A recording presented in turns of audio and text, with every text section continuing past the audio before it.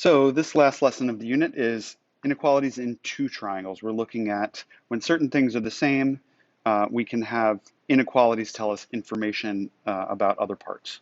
This is what's going on here. Okay, so you have two triangles, two pairs of congruent sides like we've got here and we've got here. This is congruent to this and this is congruent to this, okay?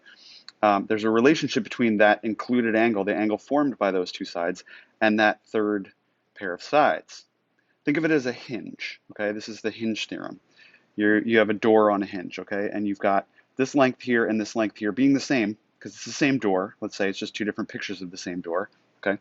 When you close the door, the angle between the door and the frame gets smaller, and then the relationship between that distance to the edge of the door and the door jamb here is it's smaller, right? If you increase that angle, opening the door up, that distance between the top of the door and there would be greater. Okay, the relationship between the measure of the hinge angle, that's that, and the length of the opposite side is the basis for this. And that's basically what you're saying here. If these two are the same and this angle is greater than this angle, then this distance is going to be greater than that distance, or that length will be greater than that length. Now, why do these have to be set the same? Well, you can imagine if they weren't, if they could be any length, I'm going to take some lines here real quick just to kind of illustrate this. And I'm going to draw a couple of lines that go from there, let's say, all the way up to here. And from there, oops, all the way up to there. Just a second. Like that, okay? Once you don't have the side lengths the same, we can get that same distance between the endpoints. And this is clearly, like this is an obtuse angle. This is clearly a pretty acute angle, okay? But it has the same distance there. So the kind of suggestion of that is that, you know, if you don't have those congruent sides, then it doesn't have any meaning. Watch this. This is still an acute angle. That angle is still smaller, but that length from there to there is now greater than what this angle is because we don't have congruence in the side lengths. That's an absolutely critical piece of it. Okay, but when we do have that, we're dealing with the hinge theorem, and let's see how we apply it. So which of the following statements must be true? And when we look at this, they're talking about side lengths. Specifically, I could go through all the choices, but specifically what we're looking for is we're talking about the hinge theorem, which means that we've got this side and this side congruent to this side and this side. And so we're examining the included angle, and this angle is 70 degrees, this angle is 90 degrees. That's greater. So then the opposite side, SK, is going to be greater than this side, YU. Okay? SK is going to be greater than YU, B. It's because of the hinge theorem. So the correct answer is B. Okay, here's your got it problem.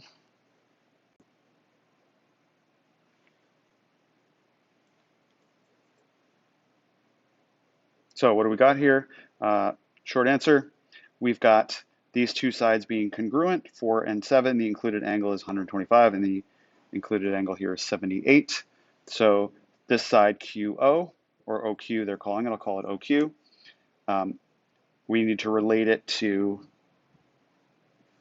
side LN. And as you can see, LN is across from the larger angle, so it's going to be larger, so that's the inequality. Okay, I'm sorry if this is small. I'm going to read it to you. There's a lot of information that's on this page. The diagram shows the position of a swing at two different times. This diagram right here at time 1 and time 2. As the speed of the swing ride increases, the angle between the chain and AB,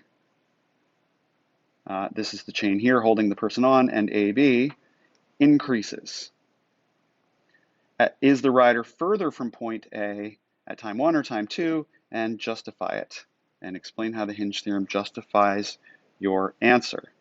Well, one of the things to consider is which lengths are the same. We've got the distance from A to B and that chain length B to C the same.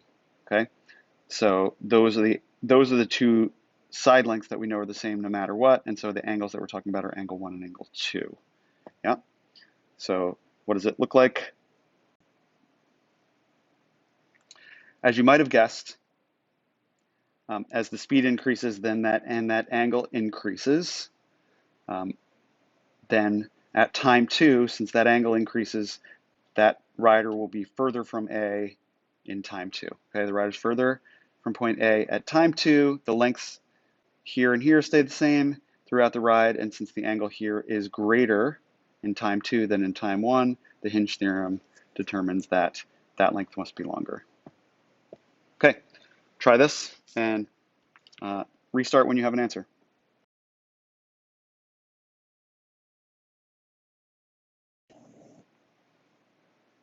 All right, so if it's the same pair of scissors twice, essentially, then we know that those two sides are congruent, and that angle is going to be the idea here, okay? Which position is the distance between the two tips greater? Whenever that angle is greater. It's just as straightforward as that.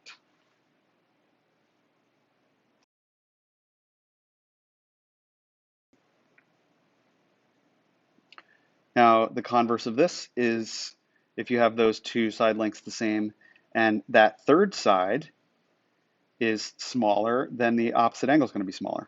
Yeah, that third side is greater, that angle will be greater. As long as two sides are the same, then we can make a statement about the inequality of the third side and the third angle. If you know the third angle, or if you know the third side is greater, the third angle is bigger, or that opposite angle is bigger rather. Okay, let's go with that.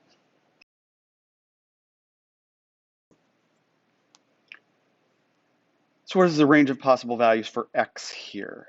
Okay, when we use the hinge theorem, we can see that this side is congruent to this, and this is a reflexive side. So we know that we've got that two sides congruent, and we're talking about their included angles so that we can apply the hinge theorem. Well, we can see that this opposite side is shorter than this opposite side, so this angle must be smaller than this, right? So the first bit of it is to say, okay, well, we know that 5x minus 20 has to be less than 60. The angle measure here has to be less than this. We don't know how much less. It doesn't matter. We just say it's got to be less. And when we solve this out, we say x has to be less than 16, right? But what's the other limit for this? Well, is there a natural limit for what this angle can be? And in fact, yes, there is. It is an angle. It's got to have a positive measure, so it's got to be greater than 0. So this has to be greater than 0, and we know that that's going to limit us because we can't have a negative angle and we can't have a 0 angle either.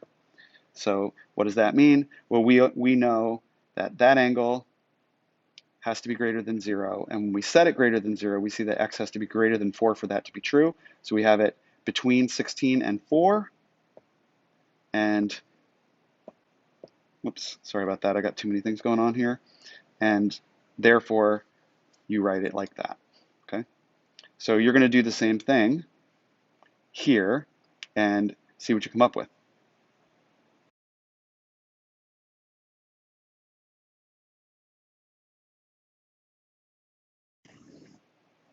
Okay, so what did I do here? I said this angle has to be smaller than this 90-degree angle because that opposite side is smaller than that opposite side, and we know that the sides are congruent. When I set that up, that 3x plus 18 is less than 90, we find that x has to be less than 24 for this to be true. Now, I also know that that angle has to be positive, so when I set that greater than 0 and I solve this out, subtract 18 from both sides, divide both sides by 6, and I say x has got to be greater than negative 6. Whatever it's greater than, typically write it like this, where the alligator, the inequality symbol, is always opening to the right as numbers get bigger, like you think a number line. So on the number line, smaller numbers are on the left, bigger numbers are on the right, so you place it like that with x in the middle, and you're always going to the right because bigger numbers are always to the right, and that quote-unquote alligator is always eating the bigger number. Now you might say, Mr. Massey, I thought that it's got to be greater than 0. The angle has to be greater than 0, not the value of x. Something greater than this value of x will make this number greater than 0 when you plug it in there. That's all that matters, is that the angle itself is greater than 0. And numbers greater than negative 6 when put in for x, oops, sorry about that, will be greater than 0. So that's the values of x that would make it true. One last thing that I should note is what happens when the algebraic angle is greater? What if this was 10? And so we know that it's got to be greater than 90, right? Then what would be the upper limit? This is the lower limit. What would be the upper limit? Well, if you think about a triangle has to have 180 degrees in it, and none of the angles can be zero, or it's not actually a triangle. So any one angle has to be less than 180. So if you find that the angle that you're solving for, like this, is actually the bigger angle, and you need to find the upper limit is going to be, it's got to be, that angle has to be less than 180 degrees, and then you can set that less than 180 and solve for the upper uh, limit as well. Note that because that's going to come up for you in your practice.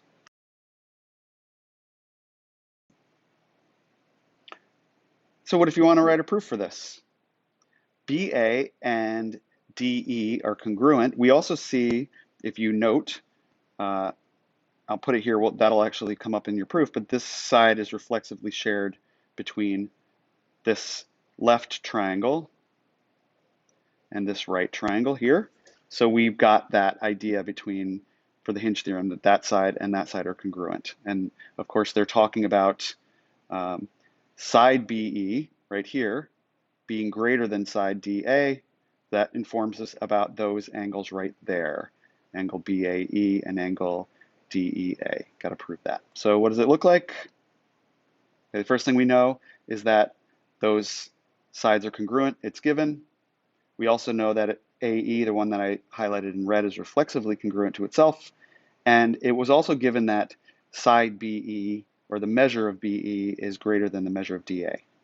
Okay, so by the converse of the hinge theorem, saying if we know the opposite side, we know something about the angle, then we know that the measure of angle BAE is greater than the measure of angle DEA. That's not what was asked.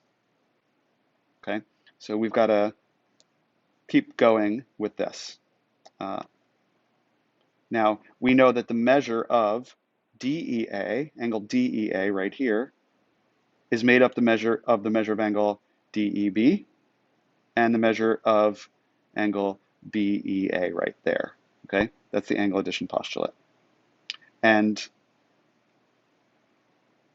we know then that, remember the comparison property? This is something that will be given to you as something on your proofs or your theorems page, but the comparison property says that if two things added together that are positive equal a third thing, then that third thing is greater than either one of those individual things that are added together. That's what that said. So now we know that the measure of angle DEA is greater than the measure of angle BEA. And check this out. Okay, now we can use substitution from this line here and here and say, okay, rather not substitution, but the transitive property, okay, if this angle is bigger than this angle and that angle is bigger than that angle, then by the transitive property, this angle is bigger than this angle, which is what they wanted us to prove. Yep, and there it's been proved.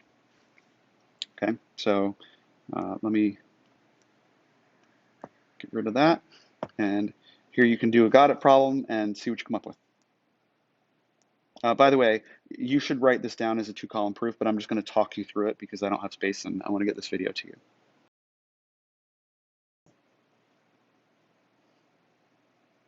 Okay, so we know it's given that the measure of angle MON is 80. And O is the midpoint of side LN. Those were given to us, so then you should write them as given. The next statement you can make is that LO is congruent to NO, definition of a midpoint. We also know that MO is congruent to MO, reflexive property. And we also know that angles that form a linear pair are supplementary. And since angle MON is 80, then we know that angle MOL is 100.